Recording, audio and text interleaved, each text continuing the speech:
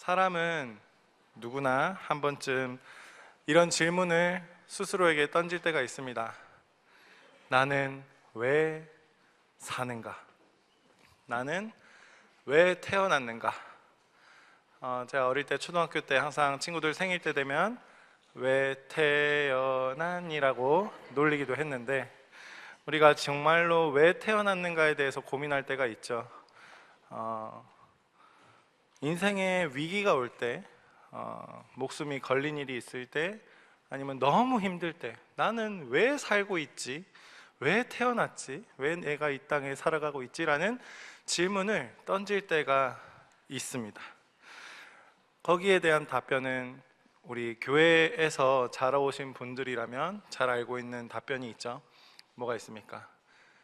성경에 나와 있지만 그것을 웨스트민스터 소유리문답에서 제1문에서는 이렇게 답하고 있습니다. 사람의 제일 되는 목적은 무엇인가 라고 했을 때, 제일 되는 목적은 하나님을 영화롭게 하고 그를 영원토록 즐거워하는 것이다 라고 말하고 있습니다. 이게 인간 존재의 궁극적인 이유이자 성경이 말하는 삶의 방향이다 라는 거죠. 자, 그런데 우리의 현실은 어떠냐면 이 고백처럼 단순하지 않습니다. 우리가 하나님을 알고 진리를 믿는다고 말하면서도 우리가 어떻게 살아가고 있습니까? 여러분들 이 고백대로 살아가고 계십니까? 아무도 아멘을 네, 물론 그렇습니다. 우리의 현실이죠. 사실 그렇습니다. 스스로 이런 질문을 했을 때 우리는 어떻게 대답할 수 있을까? 오늘 그 질문에 확실하게 네라고 대답할 수 있도록 말씀 듣고 난 다음에는 그렇게 되실 겁니다. 아침에 우리가 어떻게 살아갑니까? 이 아침에 딱 눈을 뜨면은 바로 분주하게 살아가죠. 가장 조용할 때는 우리가 잠잘 때밖에 없죠. 물론 잠잘 때도 잠꼬대를 하면서 조용하게 안 있을 수도 있지만, 일상생활을 딱 시작하면은 쏟아지는 일들과 쏟아져 오는 감정들 때문에 우리가 정신없이 살아갑니다. 지금 이번 한 주도 정신이 없으셨죠, 다들? 삶의 목적과 방향을 우리가 이 말씀으로 돌아볼 여유조차 없는 실제 삶을 우리가 살아가고 있다. 그게 바로 우리의 현실인 거죠. 삶에 이렇게 큰 사건이 없이 그냥 물 흘러가는 듯이 그냥 지낸다면 뭐 그나마 다행이겠지만, 안 그래도 작은 우리의 믿음 속에 무언가 큰 일이라도 갑자기 내가 예상하지 못한 일들이 탁 터지면 어떻습니까? 이 작은 믿음도 흔들리게 마련인 거죠. 나의 계획은 다 수포로 돌아가고 내가 생각했던 방향대로 안 돌아가니까 무언가 당황스럽고 어떻게 해야 될지 모르겠고, 이때 우리가 믿음이 좀 있는 분들은 하나님 앞에 나와서 어떤 고백을 합니까? 하나님이 이 상황을 정말 알고 계신 겁니까? 하나님 어떻게 바라보고 계십니까? 하나님이 정말 인도하고 계시는 걸까요? 이런 질문을 기도하다 보면은 하게 돼 있습니다. 오늘 본문 베드로전서 1장 6절에서 9절 말씀이 바로 그런 고백을, 그런 질문을 하는 분들에게 향한 하나님의 말씀이다라는 겁니다. 하나님께서는 우리에게 이상적인 신앙을 요구하시는 분이 아닙니다. 우리를 이 고난과 시험 속에서도 믿음으로 연단케 하시려고 하는 하나님의 의도가 숨어 있다라는 겁니다. 오늘 말씀을 보시면 잘 알 수 있는데, 먼저 그 전에 이 본문의 배경부터 간단하게 설명을 드리면, 베드로전서라는 것은 고난을 받아서 흩어진 그리스도인들에게 쓰여진 편지입니다. 그런데 흩어졌지만 그들은 공동체로 각각 모여 있었거든요. 그리고 베드로의 편지를 받을 수 있는 곳에서 있었습니다. 1절에서 수신자를 이렇게 얘기하고 있습니다. 베드로는 본도, 갈라디아, 갑바도기아, 아시아와 비두니아에 흩어진 나그네, 그들이 단순히 지리적으로 흩어진 게 아니라 믿음 때문에 사회에서 소외되고 믿음 때문에 고난을 겪는 사람들이었다라는 거죠. 그래서 본문 6절은 말하고 있습니다. 여러 가지 시험으로 말미암아 잠깐 근심하게 되지 않을 수 없으나, 이 시험이 당시에 로마 제국이 그리스도인들을 핍박하는 그 시험이었겠죠. 그런데 그것 때문에 우리가 믿음이 흔들리거나 잠깐 근심하게 되지 않을 수 없다라는 겁니다. 그래서 베드로가 이 그리스도인들이 처한 상황을 충분히 공감하고 있다라는 거죠. 거기에 7절에서 뭐라고 얘기하고 있냐면, 이 시험들은 여러분의 믿음이 얼마나 강하고 순수한지 알아보기 위한 것일 뿐입니다 라고 베드로가 알려주고 있습니다. 뭐라고요? 얼마나 믿음이 강하고 순수한지 알아보기 위한 것뿐이다. 그들이 처한 환경이나 그들이 겪는 일들이 그냥 일어난 일이 아니라 우리의 믿음, 그들의 믿음을 점검하기 위한 것이라고 베드로는 정확하게 알려주고 있다라는 거예요. 7절에 믿음의 시련을 또 금과 비교하죠. 7절 중반부부터. 금이 불로 연단돼야 그 가치가 드러나잖아요. 그냥 원석이면 가치가 별로 없잖아요. 믿음도 고난이라는 연단을 통해서 드러난다라는 겁니다. 8절에서 또 그리고 하나의 중요한 배경을 보여주는데, 예수 그리스도를 너희가 보지 못하였으나 사랑하는도다. 베드로가 뭐라고 말하고 있다고요? 예수 그리스도를 너희가 보지 못하였으나 사랑하는도다. 오늘 우리에게 하는 말입니다. 우리도 마찬가지로 이 당시에 베드로 말고는 다 예수님을 실제로 목격하지 못했단 말이죠. 베드로는 예수님의 제자이기 때문에. 그러나 그리스도인들은, 이 당시에 흩어져 있던 그리스도인들은 예수님을 실제로 보지 못했습니다. 우리도 마찬가지죠. 우리도 예수님을 실제로 보지 못했지만 베드로가 뭐라고 말하고 있다고요? 사랑하는도다. 우리한테 그렇게 말하고 있습니다.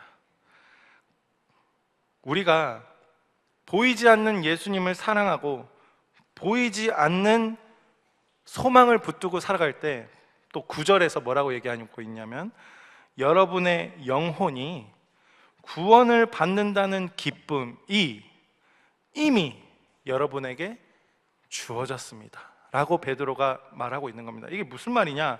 베드로는 새로운 것들을 그들에게 알려준 게 아닙니다. 새로운 복음을 제시한 게 아닙니다. 어떤 거냐면, 이미 그들이 알고 있는 바를, 이미 우리가 알고 있는 바, 이 믿음의 복음의 진리를 더 확실하게 해주기 위해서, 뭐라고요? 더 확실하게 해주기 위해서 그들이 알고 있는 복음의 내용과 믿음의 확신을 주고 그들의 믿음을 더 견고하게 하기 위해서 오늘 말씀을 베드로가 전해줬던 것이라는 거죠. 이 배경이 우리의 지금 현실과도 깊이 연결되고 있죠. 실제로 우리 역시 예수님을 눈으로 본 적이 없죠. 누구 혹시 예수님 본 적 있으신 분? 뭐 집에 이렇게 액자가 걸려 있습니까? 그 예수님 아니거든요. 어쨌든 그거는 우리가 바라는 형상이죠. 저도 어릴 때 이제 맨날 그 액자 보고 예수님 뭔가 유대인 얼굴 색깔에 수척해가지고 머리 노란색에, 그죠? 길고 턱수염 길고, 뭐 이미지죠. 뭐 그것을 통해서 우리가 예수님을 묵상할 수 있다면 참 좋은 일인데, 어쨌든 예수님을 눈으로 본 적 없지만은 그분을 사랑하면서 우리가 믿음으로 살아가고 있죠, 지금. 그렇죠? 하나님께서 이 당시에 그리스도인들을 믿음으로 연단하셨듯이 우리 또한 마찬가지로 우리에게 허락하신 하나님의 상황을 통해서 우리를 믿음으로 연단하고 계시다라는 겁니다. 여기서 아멘이 나와야 됩니다. 네. 베드로가 고난 속에서 이 신앙을 잃지 않도록 성도들을 붙들고 있는데, 그래서 베드로 1장 6절에서 7절을 간단하게 또 다시 이야기하면, 지금은 잠깐 근심할 수밖에 없지만 그 믿음은 장차 예수님 앞에서 칭찬과 영광과 존귀를 얻게 될 것이다 라고 말하고 있는 겁니다. 이 본문이 오늘 말씀을 듣는 우리 성도님들에게도 동일하게 주어지는 위로이자 방향이 되기를 소망합니다. 이걸로 말씀이 끝나면 참 좋겠죠. 이제 본론입니다. 우리의 믿음의 목적은 무엇인가? 믿음의 목적을 알아야 될 거 아닙니까?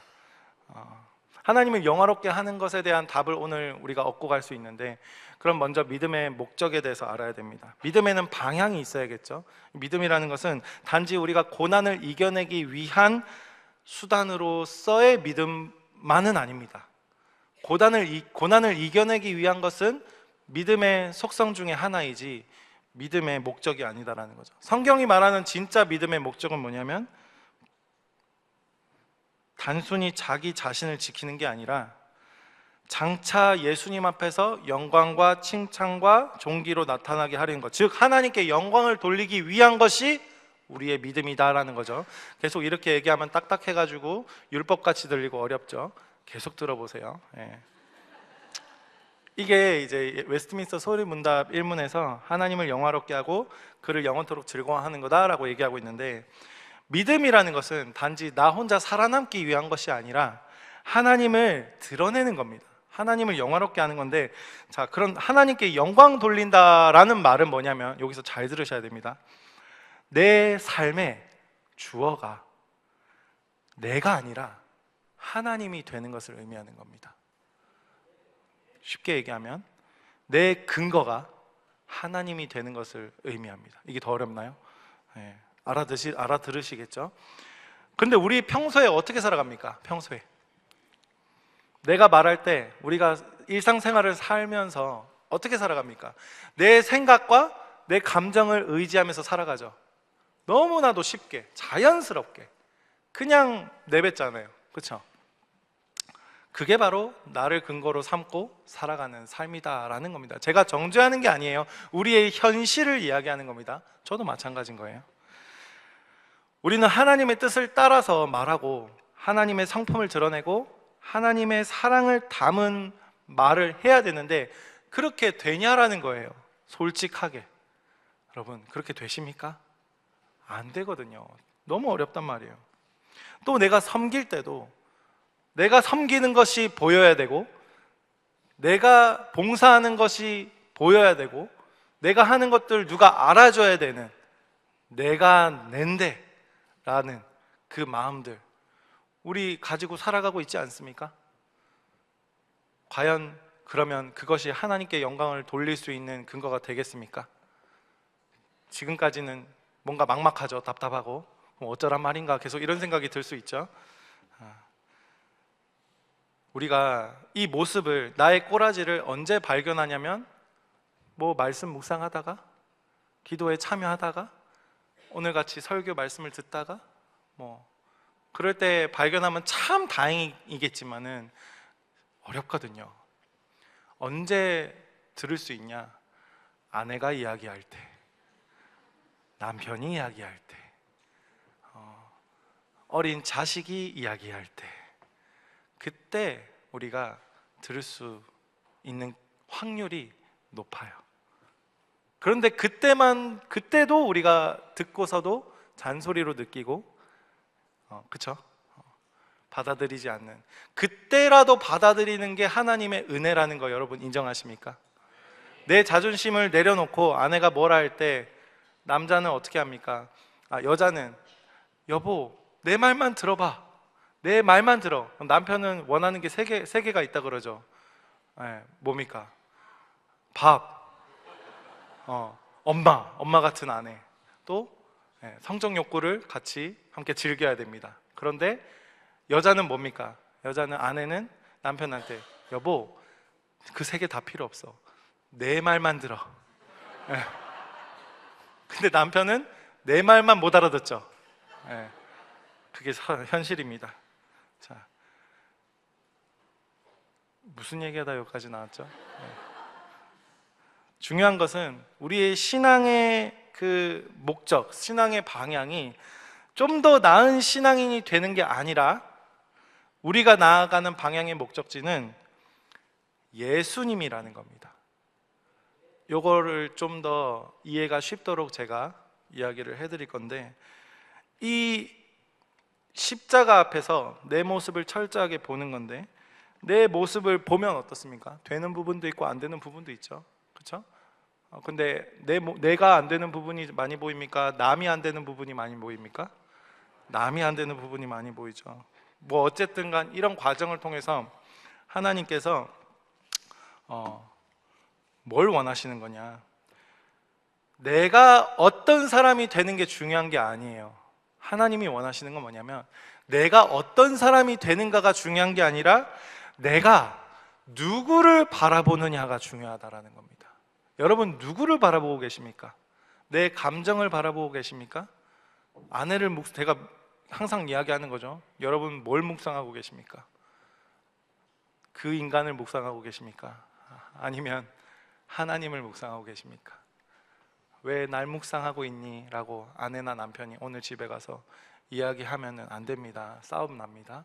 그냥 각자 우리가 서로 나는 누구를 묵상하고 있는가라고 한번 생각해 보시고 계속 듣다 보면은 또 이 생각들이 정제감에서 해방되실 겁니다. 오늘 어쨌든 방향이 나를 향해 있으면요, 아무리 내가 능력이 있고 내가 사람들 앞에서 신앙이 좋아 보인다 한들 하나님의 영광을 절대 나타낼 수 없습니다.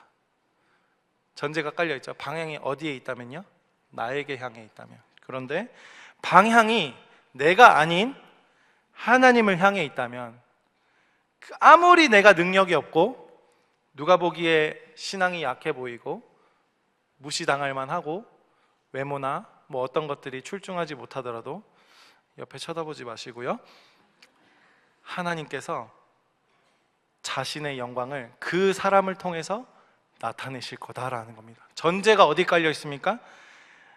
하나님을 향한 마음, 내 방향이 하나님을 향해 있는 겁니다. 그거면 되는 거예요. 어떻게 잘할 것 그런 거 다 필요 없다라는 겁니다. 내 마음이 어디에 향해 있느냐, 내 마음이 아주 노력하면서 나를 향해 있는가, 아니면 조금 부족할지라도 하나님을 향해 있는가. 하나님은 그 마음의 중심을 보신다라는 거죠. 그래서 믿음은 결과가 아니라 방향입니다. 그 방향이 하나님께로 향해 있다면 내가 드리는 헌금이 부족할지라도, 내가 하나님께 올려드리는 찬양의 이 목소리가 조금 불협화음의 음치일지라도, 내 생김새가 조금은 딸릴지라도 하나님께서 그런 나를 기뻐하시고 나 같은 사람을 통해서 하나님께서 영광 받으실 거다라는 겁니다. 그래서 옆에 있는 분들 보시면서 인사합시다. 당신을 통해서 하나님께서 영광 받으셨습니다.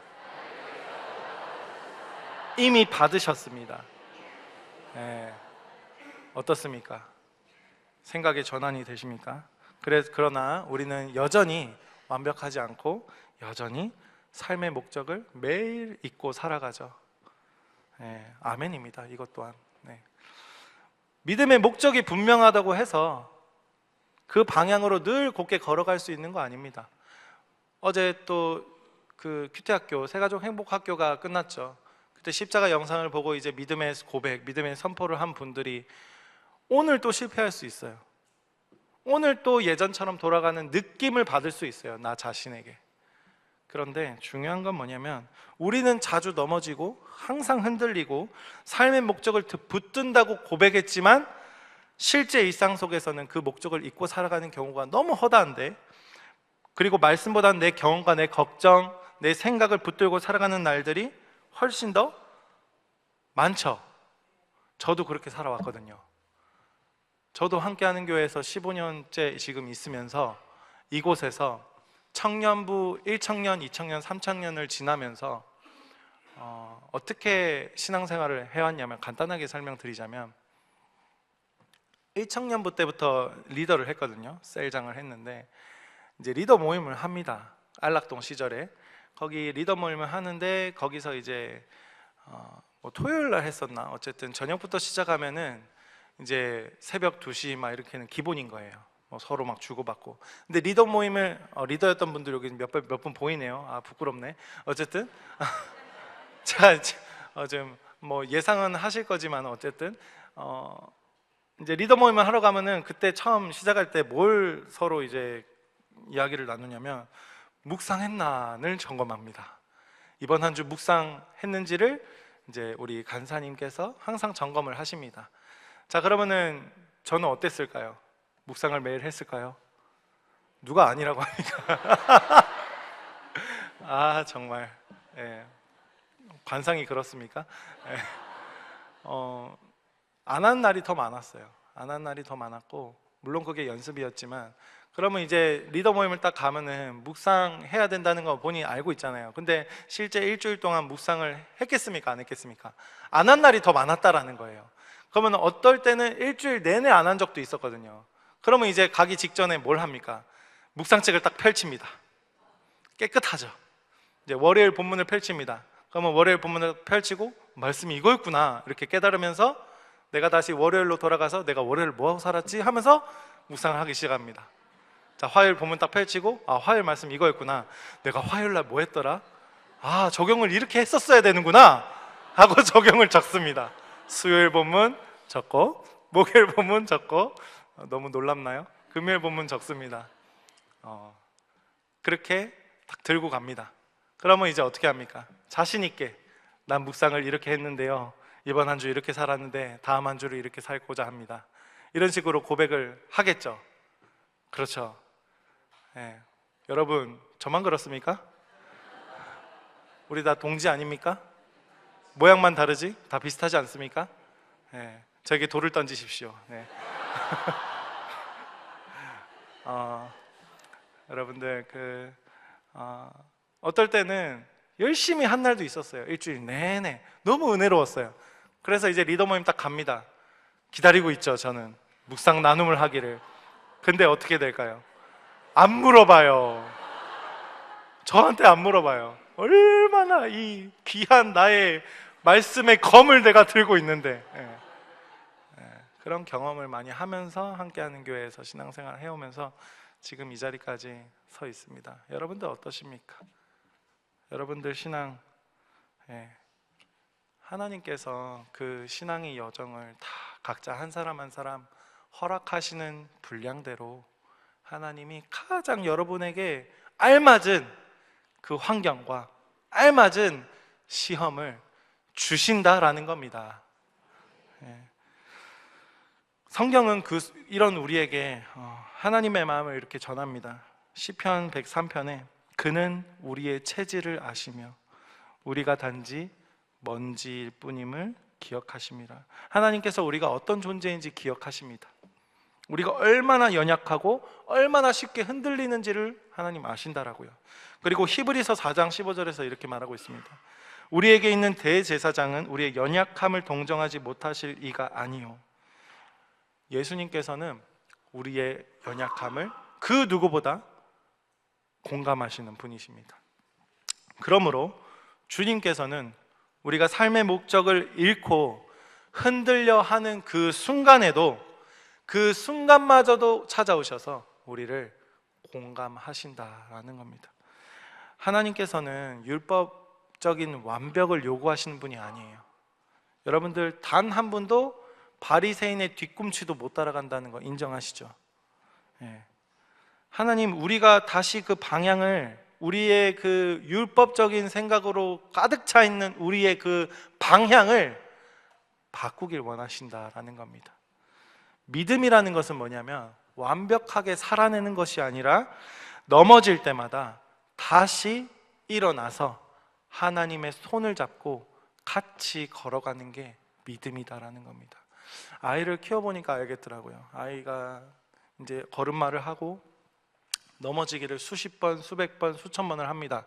그때마다 여러분들의 자녀를 어떻게 하셨습니까? 자녀의 손을 잡고 일으켜 주셨죠. 넘어진 아이에게 너 왜 넘어졌어? 이렇게 하신 분 단 한 분이라도 계십니까? 어린 아이에게? 안 그렇습니다.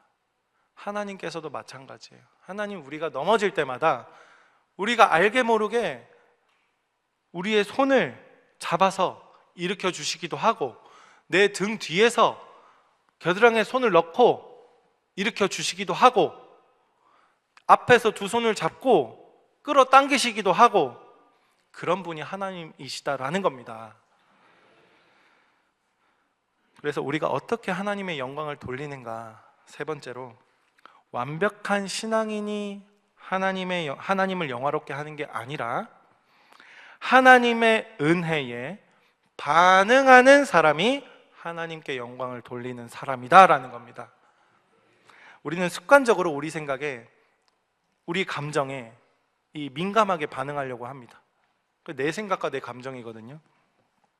그런데 한번 생각해 보십시오. 하나님이 주신 은혜에는 내가 얼마나 민감하게 반응하고 있는지. 근데 하나님이 주신 은혜도 내 생각과 내 감정으로 느끼려고 하고 이해하려고 합니다. 그냥 반응만 하면 된다니까요. 어떻게 반응하는지는 정해져 있지 않아요. 반응만 하면 된다라는 겁니다.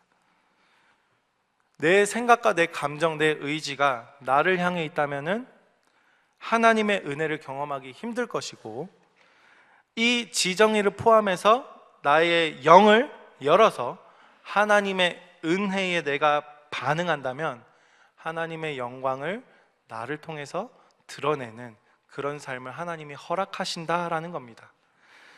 그래서 베드로는 고난당하고 있는 성도들에게 기뻐하라고 말하는 게 아니라 너희들이 기뻐할 이유는 단 하나이다. 뭐냐? 너희들이 기뻐할 이유는 하나님이 너희들 가운데 지금도 일하시고 계시다라는 것을 말씀을 통해서 알려주고 있다라는 겁니다. 본문은 말하고 있습니다. 믿음의 실현이 불로 연단하여도 없어질 금보다 더 귀하여 예수 그리스도께서 나타내실 때에 칭찬과 영광과 존귀를 얻게 하려 하심이라. 하나님께서 우리의 믿음을 지금 여러분들 다듬고 계시다라는 거 이해하시고 신앙생활 하셨으면 좋겠습니다. 성경은 이렇게 또 말합니다. 하나님이 공급하시는 힘으로 하라. 베드로전서 4장 11절에 이렇게 말하고 있습니다. 내 힘으로 믿음을 지키려 하면은 무조건 무너질 수밖에 없습니다. 말씀은 말하고 있습니다. 하나님이 공급하시는 힘으로 하라라는 겁니다. 하나님의 공급하심을 여러분 인정하시고 이 힘을 의지해서 뭘 하면 되냐면 우리는 반응하면 되잖아요. 반응이 뭡니까? 이 시간 반응하는 것은 뭡니까? 여러분들 너무 잘하고 계시는 아멘입니다. 네.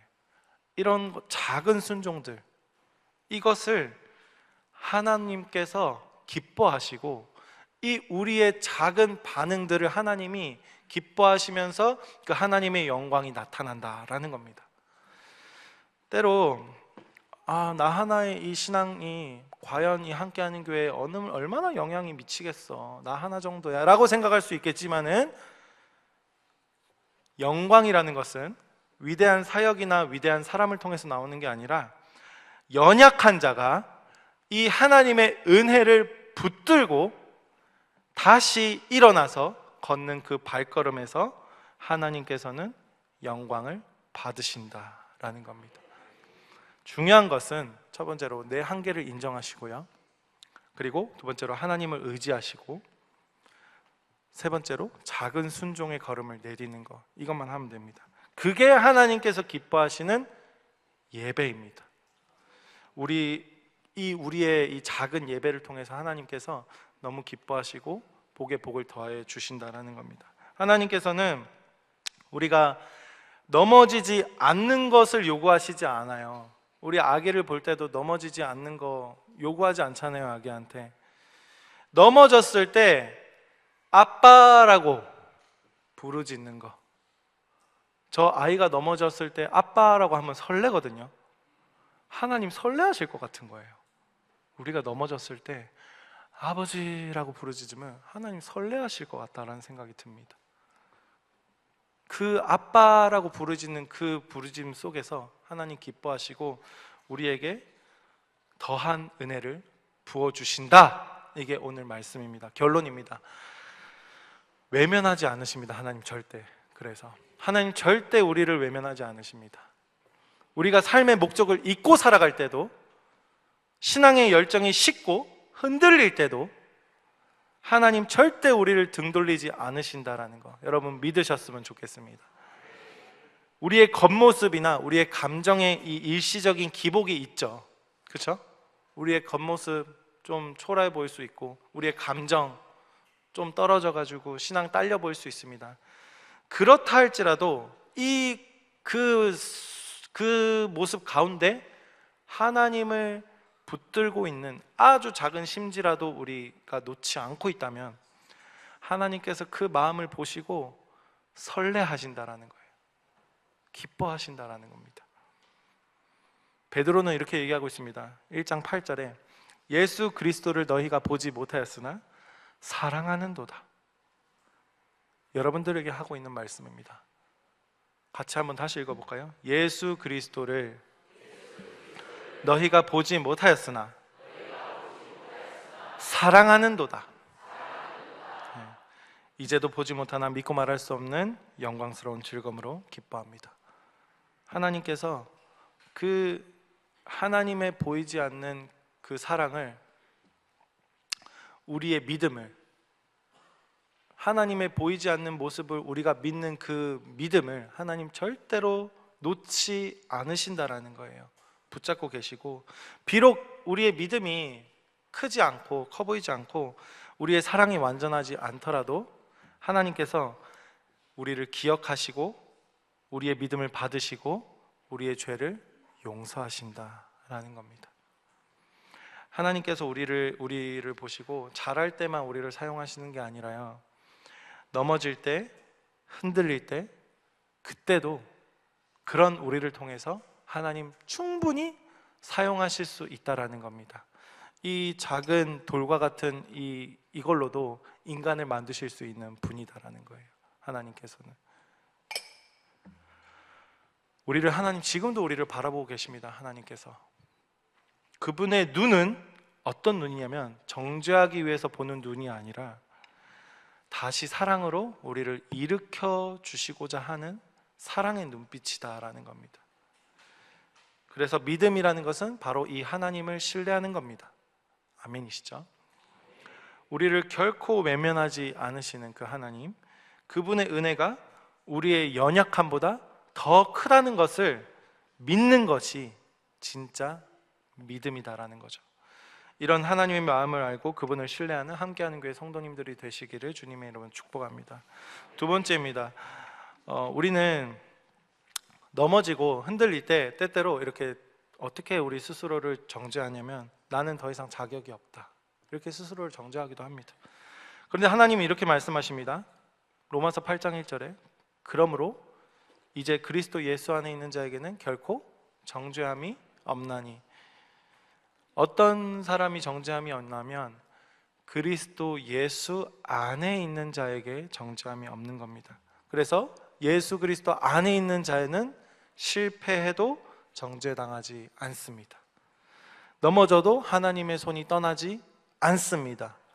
우리가 얼마나 자주 넘어졌느냐가 중요한 것이 아니라 그리스도께서 얼마나 완벽하신 그 그리스도께서 우리를 얼마나 완전하게 붙드셨는지가 이 복음의 기준이다라는 겁니다. 근거가 어디에 있습니까? 이 말씀에 나의 연약함에 있습니까? 아니면 예수 그리스도의 완전함에 있습니까? 예수 그리스도의 완전함에 있죠.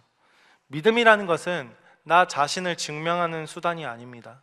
여러분들 그렇게 믿음을 생각하시지 마시고, 이 믿음이라는 것은 내가 아닌 예수님을 바라보는 게 믿음이다라는 거. 예수님이 계실 때도 제자들은 누가 더 큰 자냐라고 겨루었죠. 이게 뭐냐면 자신을 증명하고자 하는 마음입니다. 그들도 죄인이고 죄성이 있습니다. 우리도 마찬가지로 그런 마음들이 올라오고 때로는 알게 모르게 사람들 모르게 힘겨루기를 하기도 합니다. 그런데 중요한 것은 내가 누구를 바라보느냐, 이것이 굉장히 중요하다라는 겁니다. 그리고 여러분들은 그 예수님을 바라보고 계시는 분들입니다. 아멘. 그분의 십자가, 그분의 은혜, 그분의 사랑이 지금도 우리를 부르고 계시는 거예요. 지금도. 하나님은 왜 또 실패했냐라고 묻지 않으세요. 절대. 하나님은 뭐라고 말씀하시냐면 말씀에 이렇게 나와 있습니다. 왜 실패했냐라고 정죄하시는 하나님이 아니라 내 은혜가 너에게 족하다라고 말씀하시는 분이십니다. 우리의 연약함은 하나님의 거절의 이유가 아니라 우리의 연약함은 하나님의 은혜가 임하는 통로입니다. 그러므로 지금 이 순간 여러분들, 우리 모두 이 무거움과 정죄감을 내려놓으시고 하나님 은혜 앞에 다시 나아가야 됩니다. 하나님 오늘도 우리를 부르고 계시는 거예요. 정죄가 아닌 은혜로, 비난이 아닌 회복으로, 자격이 아닌 사랑으로 부르고 계시다라는 겁니다. 그 부르심 앞에 우리가 다시 서 있는 것, 그것이 하나님에게 영광을 돌리는 그리스도인의 삶의 시작이다라는 겁니다. 마지막 적용입니다. 하나님께 영광 돌리기 위해서는 하나님 은혜에 주신 것에 반응하는 것으로만 충분합니다. 그러면 어떻게 반응해야 되는가 궁금하시죠? 내가 어떻게 적용해야 될까? 간단합니다. 여러분 이제 함께하는 교회 20년이 되었습니다. 20년 가까이 다 됐는데 20살쯤 되면은 이제 말씀을 혼자서도 충분히 묵상할 수 있거든요. 제가 이번 한 주 교회 전체 분위기를 보고 성도님들의 반응들을 보면서 어떤 느낌을 받았냐면 내가 정신 차려야겠다 이런 생각이 들었습니다. 여러분들 너무 잘 지켜내시고 버티고 계시고 더 나아가고 계시더라고요. 지금까지 우리가 천막 같은 그늘에서 살았다면 우리가 울타리 안에 있지 않습니까? 그 울타리 안에 천막 같은 그늘에 살았다면 이제 그 천막이 거쳐지고 우리가 나무의 그늘을 찾아가고 있는 성도님들의 모습을 보았습니다. 어떻게 해야 되냐? 말씀을 가까이 해야 합니다. 그 정도 수준이 되십니다. 이제 말씀을 가까이 하고 이 말씀 묵상의 습관을 잡는데 저도 10년 넘게 걸렸습니다. 습관 잡고 있어도 습관적으로 내 감정이 먼저 올라올 때가 있습니다. 그런데 이제는 습관적으로 말씀을 보니까 내 안에 있는 법과 말씀의 법이 충돌을 막 하는 그 신앙생활을 계속 겪고 있습니다. 여러분들 마찬가지시죠? 그렇게 우리가 말씀 가운데 말씀만이 우리의 생각과 알게 모르게 이 올라오는 내 생각을 끊을 수 있고 알게 모르게 올라오는 내 감정을 내려놓고 말씀으로 나아갈 수 있도록 그 말씀이 우리를 돕는다라는 겁니다. 그리고 두 번째는 이 말씀을 가지고 여러분 선포하셔야 됩니다. 선포하셔야 된다고요. 그러므로 이제 그리스도 예수 안에 있는 자에게는 결코 정죄함이 없나니 선포하셔야 된다고요. 평소에 말씀을 전혀 가까이 하고 있지 않다가도 이 우리가 함께하는 교회 훈련 프로그램 들을 때나 뭐 속으로 훈련 받을 때 아니면 예배 드릴 때 금요기도 할 때 뭐 이럴 때 있잖아요. 그때 우리가 어떻게 반응이 올라오냐면 없었던 것 같은 내 믿음이 그 순간 작동합니다. 그렇죠? 평소 삶에서는 전혀 인지하지 못하고 있던 내 안에 내가 이렇게 믿음이 있었나? 이런 것들이 막 이렇게 올라와서 막 반응을 합니다. 막 찬양하고 박수치고. 그때가 어떤 때냐면 성령님이 도우셔서 믿음으로 반응케 하는 순간인데 잘 들으셔야 돼요. 마귀는 그때 우리를 참수합니다. 기회만 노리는 거예요. 어떻게 기회를 노리냐? 너 그거 진짜 모습 아니잖아. 너 왜 이렇게 위선자로 살아가니? 이렇게 참수합니다. 마귀는. 그때 우리가 받은 이 말씀으로 선포하는 겁니다. 그러므로 그리스도 안에 예수 안에 있는 자에게는 결코 정죄함이 없다. 이 마귀 땡땡아, 너의 대가리를 그냥 콱 이렇게 밟으셔야 됩니다. 말씀을 선포하실 때 내 감정과 생각을 뛰어넘어서 성령님이 일하기 시작하신다라는 거 경험해 보신 분들은 더 잘 아실 겁니다. 두 번째 적용은 붙어 있는 겁니다. 베드로가 전한 편지를 받은 그 그리스도인들이 로마 제국의 통치 아래에 있는 지역에 그대로 머물러 있었습니다. 흩어져 있었지만 공동체로 끈끈하게 모여서 공동체 안에서 자기 자리를 지키면서 신앙을 지키면서 살아가고 있었다라고요.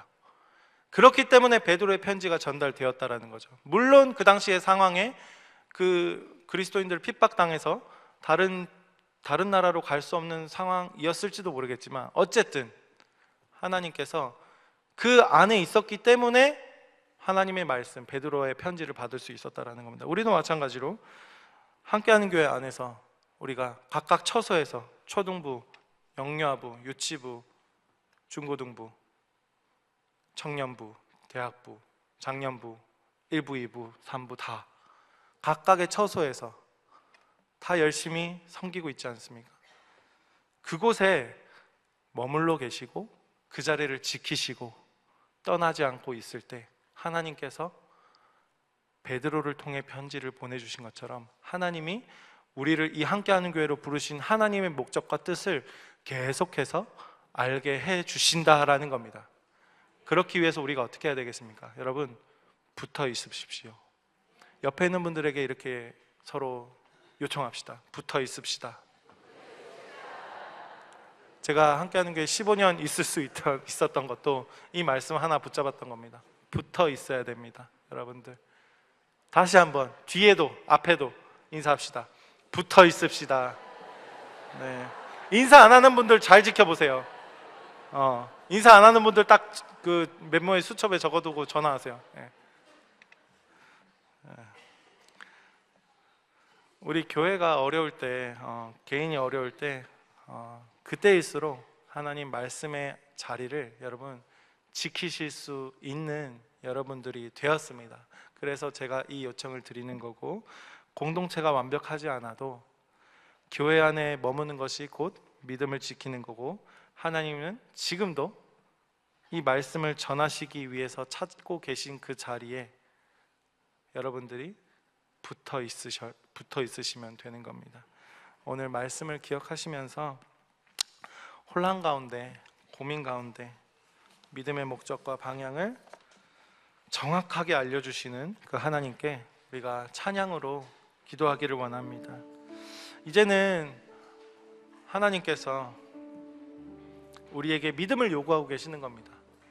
그래서 우리의 고백이 이제는 주님이 찾으시는 그 한 사람 예배자가 이제는 내가 되길 원합니다 라고 우리가 고백할 수 있는 겁니다. 같이 찬양하겠습니다.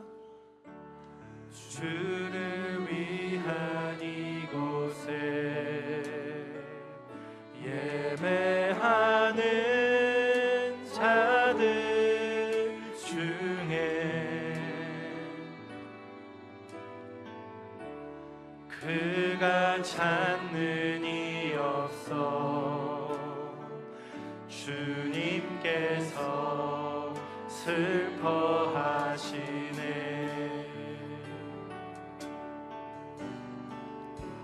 주님이 찾으시네.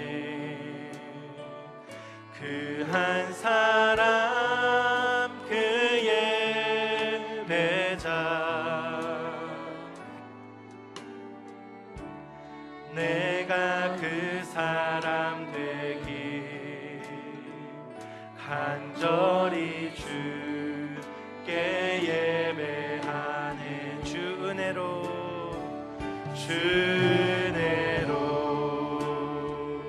이곳에 서 있네. 주 임재에 엎드려 절하네. 그 어느 것도 난 필요 없네. 주님만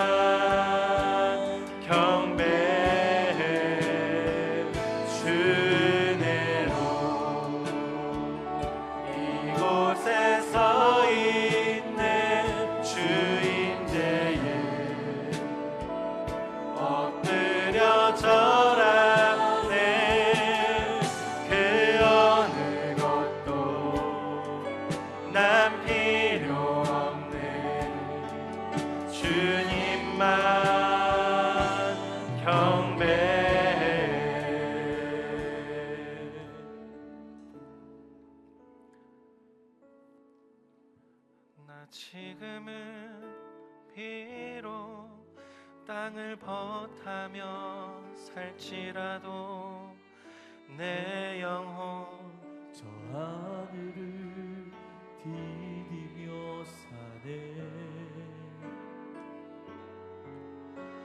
내 주님 계신 눈물 없는 곳, 저 하늘에 숨겨둔 내 소망인데, 버거운 얼굴들 그리운 이름들 많이 생각나. 뜨거운 가슴 터지도록 기다려지는 곳, 내 아버지 너른 품 날 맞으시는 저 저 하늘에 쌓아둔 내 소망인데 주님 그 나라에 이를 때까지 순례의 걸음 멈추지 않으며 어떤 시련이 와도 난 두렵지 않네. 주와 함께 걷는 이 길에 주님 그 나라에 이를 때까지 순례의 걸음 멈추지 않으며 어떤 시련이 와도 난 두렵지 않네. 주와 함께 걷는 이 길에. 아멘. 전능하신 나의 주 하나님은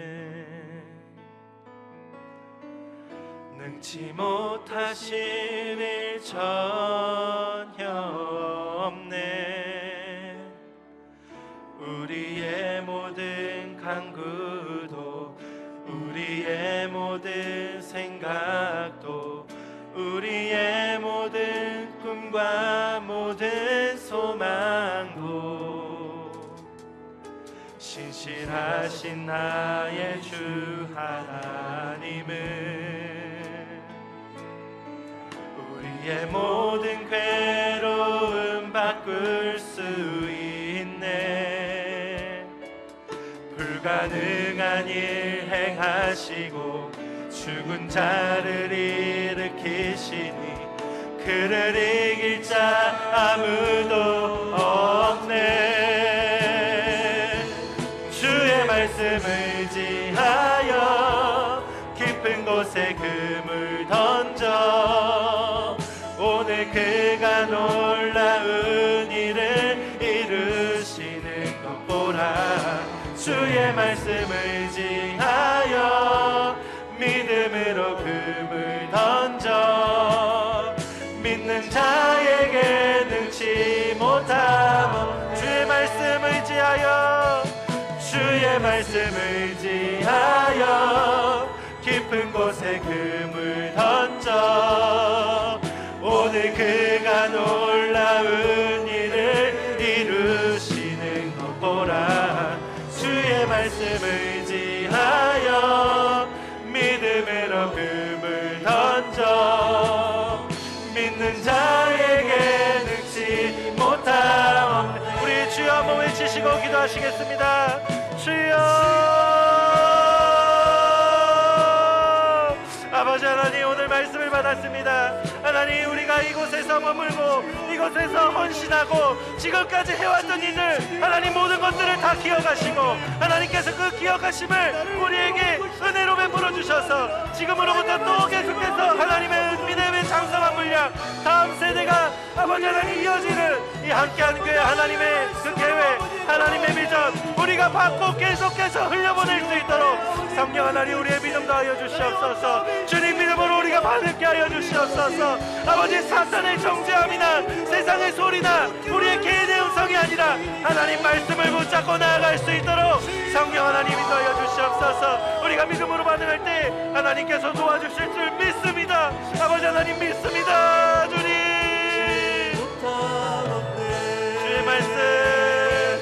주의 말씀 의지하여 깊은 곳에 금을 던져 오늘 그가 놀라운 일을 이루시는 것 보라. 주의 말씀 의지하여 믿음으로 금을 던져 믿는 자에게 능치 못함 없네. 믿는 자에게 능치 못함 없습니다. 믿는 자에게 능치 못함 없네. 아버지 하나님, 부족한 우리를 이곳으로 부르시고 우리를 믿음 주시고 구원해 주셔서 감사합니다. 구원해 주신 것만으로도 감사한데 하나님, 우리가 신앙으로 이렇게 믿음으로 반응할 수 있도록 인도해 주셔서 감사합니다.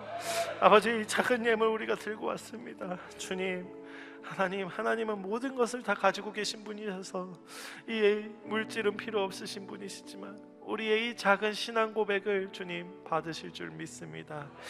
주님, 각자의 원하는 것들이 있을 줄 압니다. 하나님, 그걸 외면하지 않으시고 무시하지 않으시는 분이심을 이번 한 주 깊이 묵상하는 우리 함께하는 교회 성도님들이 되었으면 좋겠습니다. 주님, 그 믿음으로 반응케 하는 믿음 더하여 주시옵소서. 모든 것 주님께 감사드리며 예수님의 이름으로 기도드립니다. 지금은 우리 주 예수 그리스도의 은혜와 하나님의 놀라우신 사랑과 성령의 고통하심과 충만하심이 오늘 이 시간 하나님 앞에 믿음으로 반응하고자 하고 붙어있는 모든 성도들 머리 위에 지금으로부터 영원토록 항상 함께 있을지어다.